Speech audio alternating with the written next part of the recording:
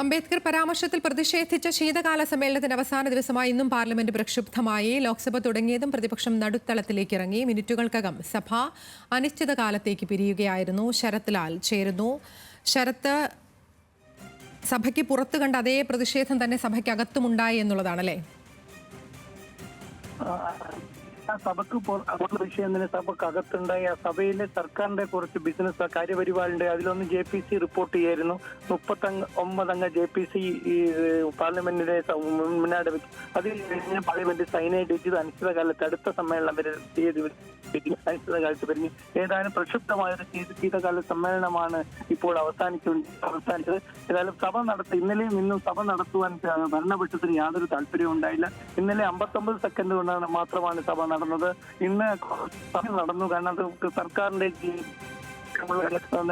പാർലമെന്റിൽ വെക്കേണ്ടത് കൊണ്ട് ലോക്സഭയിൽ വെക്കേണ്ടത് മാത്രമായതുകൊണ്ടാണ് ഈ സഭ കുറച്ച് സമയത്ത് നടന്നത്.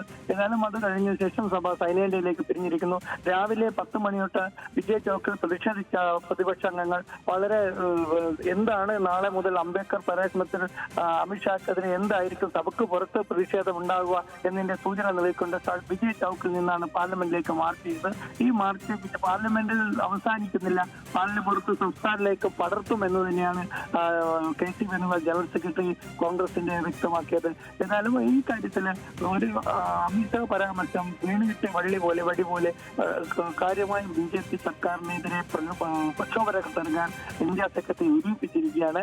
സമാജ്വാദി പാർട്ടി അതുപോലെ തന്നെ ഇടഞ്ഞു നിന്ന തൃണമൂലും ഇപ്പോൾ ഒരു കുടക്കീഴിൽ വന്നിരിക്കുന്നു. കോൺഗ്രസിന്റെ നേതൃത്വം അംഗീകരിച്ചിരിക്കുന്നു, രാഹുൽ ഗാന്ധിയുടെ നേതൃത്വം അംഗീകരിച്ചിരിക്കുന്നു എന്ന് വേണം നമുക്ക് പറയാൻ. ഈ സഭ സമ്മേളനത്തിലെ ഏറ്റവും പ്രധാനപ്പെട്ട ഒരു സംഭാവന ഇതാണ്. ഇന്ത്യ സഖ്യത്തിൽ വീണ്ടും രാഹുൽ ഗാന്ധിക്ക് നേതൃത്വത്തിൽ അംഗീകരിക്കപ്പെട്ടിരിക്കുന്നു. ഇന്ത്യ സഖ്യം രാഹുൽ ഗാന്ധിയുടെ നേതൃത്വത്തിൽ NDAക്കും അല്ലെങ്കിൽ നരേന്ദ്രമോദിക്കും അമിത്ഷാക്കെതിരെ പ്രക്ഷോഭത്തിന് ഇറങ്ങുന്നു എന്ന് വേണം നമുക്ക് പറയാൻ. ആതിര.